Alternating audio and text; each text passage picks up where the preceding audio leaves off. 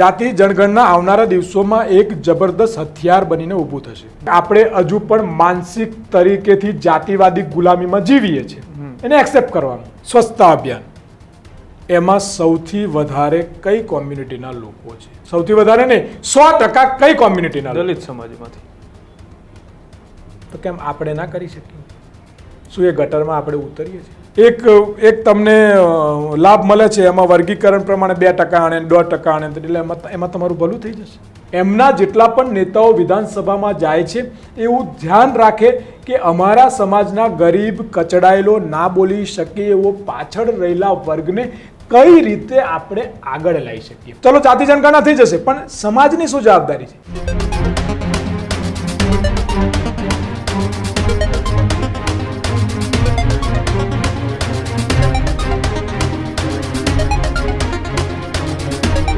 છેલ્લા કેટલાય મહિનાઓથી ગુજરાતની અંદર ખાને એક એવી ચર્ચાઓ થઈ રહી છે કે ગુજરાતની અંદર ઓબીસીની અંદર જે ચોક્કસ જ્ઞાતિઓ છે એમને વધારે લાભ મળે છે અને જે મોટી જ્ઞાતિઓ છે એ આ ઓબીસીના લાભથી વંચિત રહે છે. અને આ મુદ્દો દેશભરમાં છેલ્લા કેટલાક સમયથી હાલતો હતો. અમુક રાજ્યે તેમની ઉપર પોતાનો નિર્ણય પણ લીધો અને હવે ધીમે ધીમે રહીને આ મુદ્દો ગુજરાતમાં ગુંતો થયો છે. લાગે છે 2027 પહેલા આના કોઈ મોટા પાટીદાર આંદોલન જેવા પડઘા પડશે. વર્ગીકરણની વાત કરું, હા,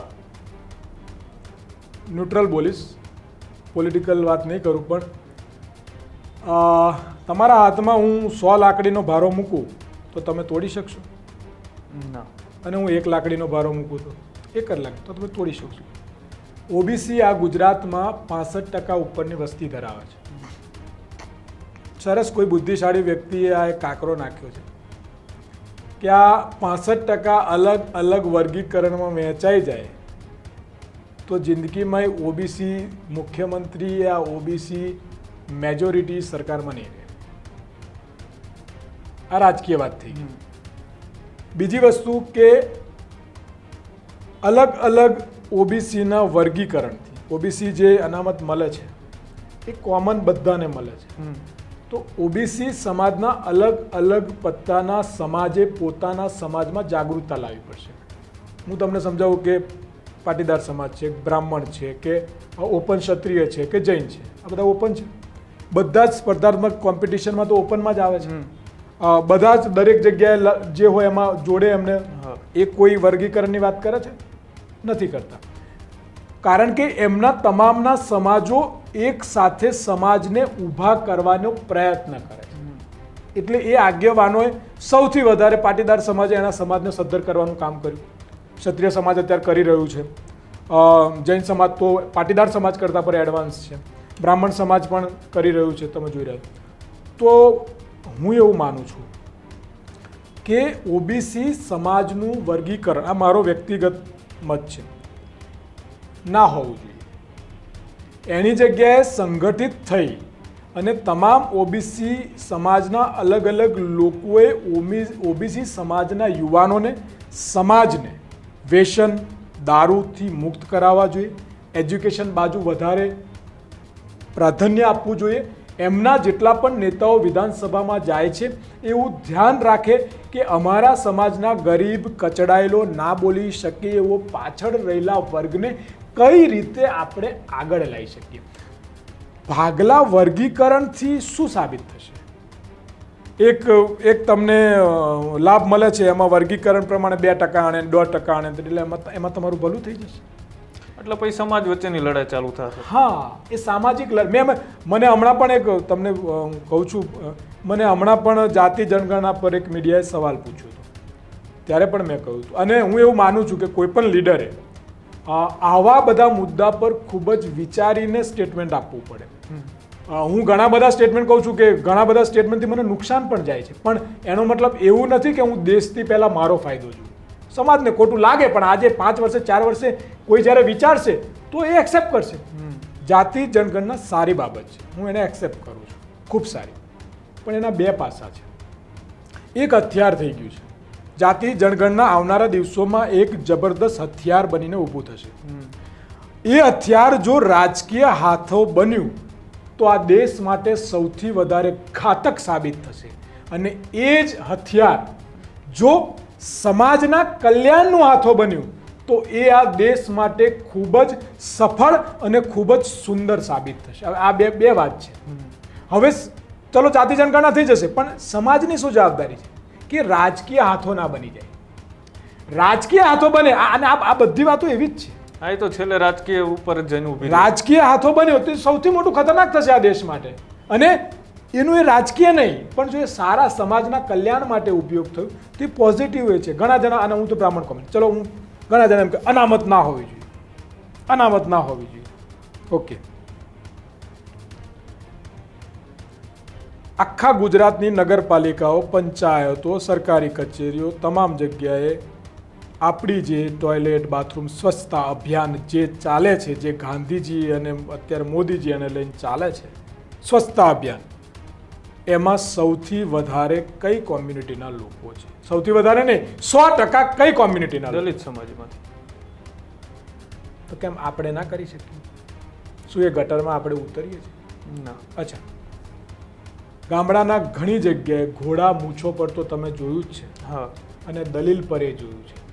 શું એ સમાનતા છે? એટલે અને હું બહુ વાસ્તવિકતા કહું છું. આમાં કોઈને ખોટું પણ લાગી શકે, પણ છે ખરું. તો આ વ્યવસ્થા નાબૂદ ક્યારે થાય? હું તમને કોઈક બહારના દેશોની વાત કરો, તમે અમેરિકાની વાત કરો, લંડનની વાત કરો, કેનેડાની વાત કરો, ઓસ્ટ્રેલિયાની વાત કરો, એ દેશોની વાત કરો જેનાથી આપણે 100 વર્ષ પાછળ છીએ એવું કહું છું. કારણ કે એમનો 1 રૂપિયાનો આપણો 65 લઈ જાય, એમનો 1 રૂપિયાનો આપણા 70 લઈ જાય, એમનો 1 રૂપિયાનો આપણા 110 લઈ જાય, એમના તુર્કી જેવા એમનો 1 રૂપિયાનો આપણા 230 લઈ જાય.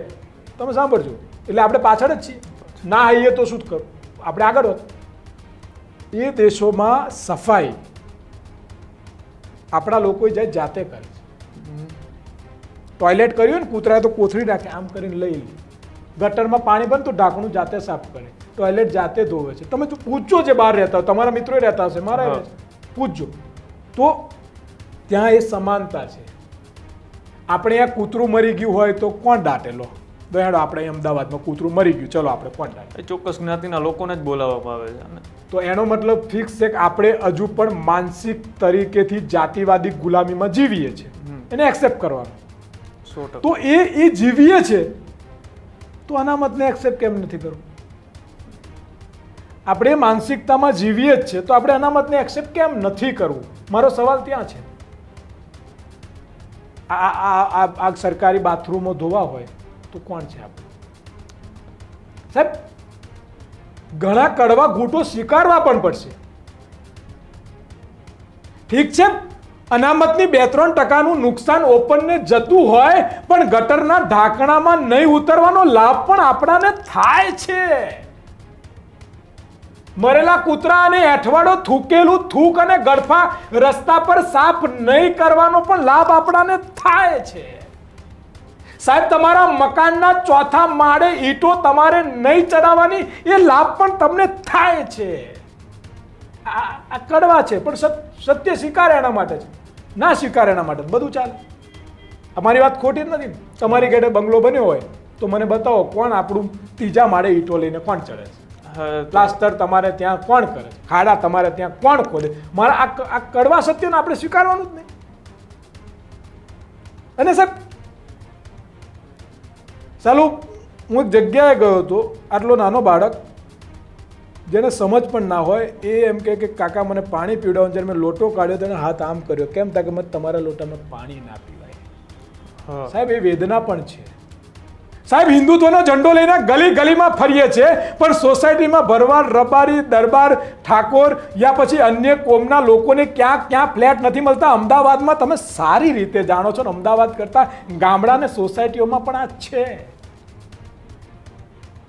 15મી ઓગસ્ટ ને 26મી જાન્યુઆરી એક સાથે ભારત દેશનો તિરંગો લઈને નીકળીએ છીએ, અને એ પત્યા પછી કયો વિસ્તાર કોણો છે એની વહેંચણી કરીએ છીએ, ને માનસિકતા હજુ આપણામાં છે. અને પછી આપણે એમ કહીએ કે આને આ ના મળવું જોઈએ, આને પેલું ના મળવું જોઈએ, આને ફલાણું ના મળવું જોઈએ. ના મળવું જોઈએ, પણ આપણે એમાં ઉતરવું પડે ત્યારે ના મળવું જોઈએ. ના, કડવી વાત છે. ઘણા લોકોને ખોટી પણ લાગશે, અને હું કહું છું, નુકસાન જાય. નુકસાન નથી જતું એવું નહીં, જાય પણ છે, પણ એની સામે ક્યાંક ને ક્યાંક અમુક ફાયદા પણ છે. એટલે તમારી આ વાત છે, એમાં મેં સ્પષ્ટ કીધું. સારો સવાલ હતો કે એનો પોઝિટિવ ઉદ્દેશ હોય તો સારું થઈ શકે, પણ જો આની અંદર પોલિટિકલ ઉદ્દેશ હોય તો ઓબીસી સમાજનું વર્ગીકરણ આવનારા દિવસોમાં રાજકીય રીતે ઓબીસી સમાજ માટે ખતરારૂપ સાબિત થશે. એ મારો વ્યક્તિગત વાત છે, કોઈને ખોટું લાગે તો ક્ષમા છે. અને જનગણના પણ મેં તમને કહ્યું કે સારી રીતે ઇમ્પ્લિમેન્ટ થાય તો સમાજ માટે ખૂબ જ ઉપયોગી છે, પણ જો રાજકીય હથિયાર તરીકે ઉપયોગ થયો તો આવનારા માટે દેશ માટે ઘાતક હથિયાર તરીકે વપરાશે. આ બાબતને બહુ જ સમજવું પડશે.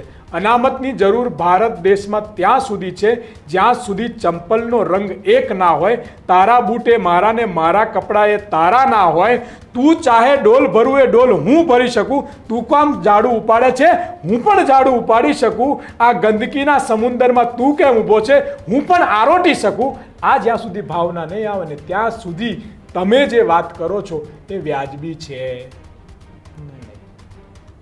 આ બહુ સ્પષ્ટ વાત છે જે તમે પૂછી બેબાક કહ્યું છે. લીડર તરીકે નુકસાન પણ થઈ શકે અને સમજવાવાળા સમજી પણ શકે, પણ મારું એક તટસ્થ લીડર તરીકે ફરજ છે કે ભારત દેશની વ્યવસ્થા પર વાત કરવી હોય અને હું કટિબદ્ધતાથી ભારતના નાગરિક તરીકે ના કહી શકું તો મને નીડર અને લીડર બનવાનો હક નથી, મારે જતું રહેવું જોઈએ.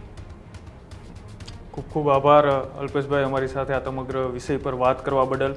પણ હજી પણ આ દેશની અંદર અનામતને લઈને મુદ્દો હોય કે દેશની એક એવી ચોક્કસ જ્ઞાતિઓને લઈને વાત હોય, પણ જ્યારે દેશમાં અનેક એવા આતંકવાદી હુમલા થાય છે, જે તમે જોયું હશે પહેલગામની અંદર આતંકવાદી હુમલો થયો અને 26 દીકરીઓના સિંદૂર ભૂસવાનું આતંકવાદીઓએ જે કામ કર્યું, ત્યારે દેશ એક થયો હતો.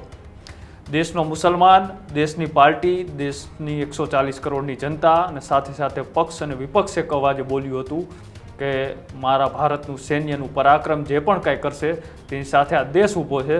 ત્યારે દેશને પણ ગૌરવ હતું, પણ જ્યારે આ બધી વાત ભૂસાતી જાય, ઓછી થતી જાય, ત્યારે ફરી દેશની અંદર જાતિવાદના વાળા ખુલી જાય છે